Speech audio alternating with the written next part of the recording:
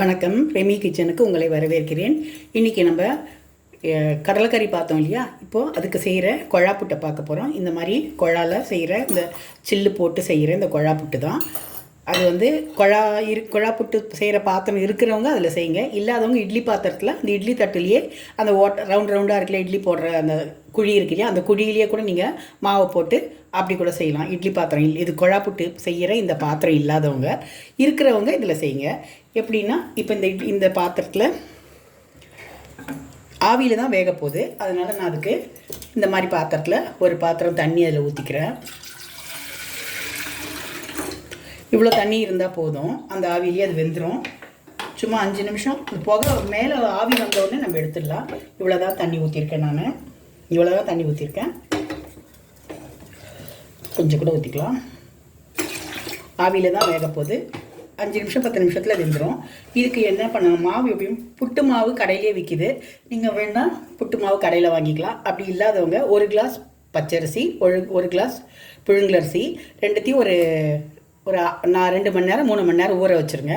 ஊற வச்சு நல்லா கழுகி ஊற வச்சுட்டு நம்ம வீட்லேயே நிழலில் ஃபேன் காற்றுல நல்லா ஆற வச்சுட்டு ஈரம் போகிற அளவுக்கு ஆறின அப்புறம் மிக்சியில் வந்து ரொம்ப மாவாகவும் அரைக்கக்கூடாது, ரொம்ப தெரியாமல் இருக்கக்கூடாது. இந்த மாதிரி அரைச்சிக்கணும். கொஞ்சம் குறைன்னு அரைச்சிக்கணும். இப்படி தான் இருக்கணும். ரொம்ப மாவாகவும் இருக்கக்கூடாது, ரொம்ப நொய்யாகவும் இருக்கக்கூடாது. இந்த மாதிரி 1 கிளாஸ் புழுங்கலரிசி, 1 கிளாஸ் பச்சரிசி, அதை வந்து நீங்கள் ஊற வச்சு ஒரு 2 மணி நேரம் ஊற வச்சு இந்த மாதிரி அரைச்சி வச்சுங்க. நான் இப்போ இந்த 1 கிளாஸ் மாவை எடுக்கிறேன். இந்த மாவை போட்டுப்போம். கொஞ்சமாக உப்பு போட்டுக்கணும். கொஞ்சம் உப்பு போட்டுட்டு நம்ம இதை பிசைய போகிறோம். புட்டுக்கு மாவு பிசைகிறவங்களுக்கு தெரியும், தெரியாதவங்களுக்கு சொல்கிறேன். இந்த மாதிரி இதை மிக்ஸ் பண்ணி வச்சுப்போம்.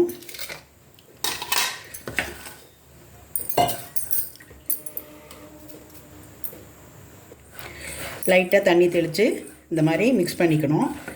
ரொம்ப தண்ணி தெளிச்சிடக்கூடாது, குழன்னு ஆகிடும். கொஞ்சம் ஒரு ஸ்பூன் அளவு தான் தண்ணி தெளிக்கணும். இப்படி நமக்கு பிடிச்சா அப்படி நிற்கணும். அந்த அளவுக்கு தான் தண்ணி தெளிக்கணும். ரொம்ப தெளிச்சிடக்கூடாது.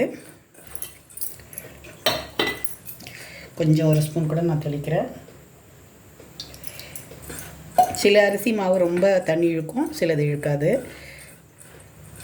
இப்போ இப்படி பிசைஞ்சு வச்சுப்போம். பாருங்கள், இப்படி பிடிச்சா நிற்கிது இல்லையா, அவ்வளோ போதும். இது மாதிரி பிசைஞ்சிட்டு வச்சுப்போம். இந்த சில்லு இருக்கு இல்லையா, இந்த சில்லை இதுக்குள்ளே போட்டுடணும். இதுக்குள்ளே போட்டு ஸ்ட்ரைட்டாக வச்சிடணும். அது ஸ்ட்ரைட்டாக இருக்கணும். இப்படி ஸ்ட்ரைட்டாக இருக்குது பாருங்கள். இந்த மாதிரி ஸ்ட்ரைட்டாக வச்சிடணும்.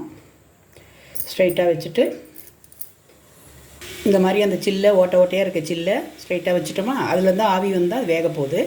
இப்போ இதுக்குள்ளே நம்ம வந்து ஸ்ட்ரைட்டாக சரியாக இருக்கணும். கொஞ்சமாக ஃபஸ்ட்டு தேங்காய் போட்டுக்கணும். தேங்காய் பூவை போட்டுக்கணும். அப்புறமா இந்த மாவை கொஞ்சம் போட்டுக்கணும். திரும்ப கொஞ்சம் தேங்காய் போட்டுக்கணும். இந்த மாவை கொஞ்சம் போட்டுக்கணும்.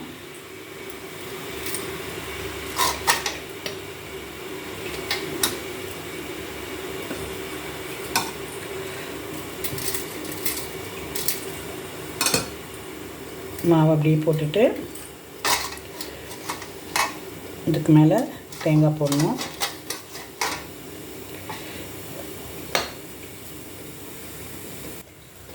கொஞ்சம் கூட தேங்காய் போட்டுக்கணும். அப்புறமா இந்த மாவை போடணும்.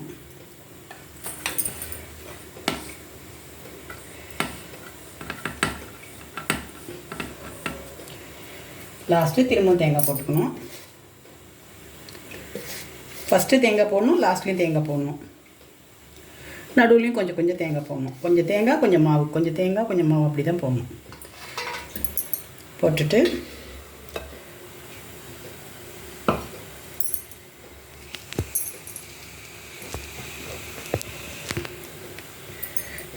தண்ணி சூடாகிட்டுருக்கு இல்லையா, அதில் அப்படியே வச்சுருவோம். வச்சுட்டு இந்த மூடியை போட்டு மூடிடணும். ஸ்டவ்வை ஹை ஃப்ளேமில் வச்சுக்கலாம். இப்போது இது மேலே வந்து நமக்கு புகை வரும். அந்த ஆவி வரும்போது நம்ம ஆஃப் பண்ணிடணும். அவ்வளோதான். இது வேகட்டும். வெந்தப்புறம் பார்க்கலாம். இப்போ பாருங்கள், இப்படி புகை வருது இல்லையா, புகை வரும்போது அது வெந்துடுச்சுன்னு. நம்ம புகை வந்தால் நம்ம ஸ்டவ் ஆஃப் பண்ணிடலாம். ஆஃப் பண்ணிவிட்டு எடுப்போம். இப்போ நம்ம புட்டை எடுப்போம். சென்டராக வச்சு அப்படியே குத்துனீங்கன்னா அப்படியே வந்துடுச்சு. எவ்வளோ அழகாக வந்துடுச்சு பாருங்கள். வரும்போது அந்த சில்லு எடுத்துருவோம். லாஸ்ட்டாக அந்த சில்லு எடுத்துருவோம். இப்போ புட்டு வந்துடுச்சு, ரெடி ஆகிடுச்சு.